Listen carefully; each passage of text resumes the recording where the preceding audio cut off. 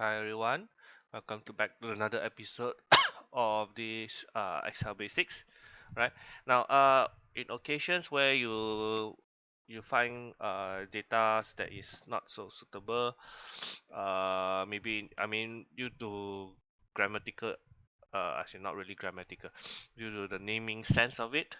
All right, so we could edit text, okay, into the form that you want. All right, so for example, all these names. Now, do you notice that the first letter of each word in the name is all is small and is not really proper? So we could use a proper function. We could use the function called proper. Okay, what happens is, there you go, the first letter of each word will be capitalized. Okay, we could also make it all in capital letters. All right, but in some certain occasions where you just want it to be in lower cases for whatever reason, okay, you could also use the function lower. All right,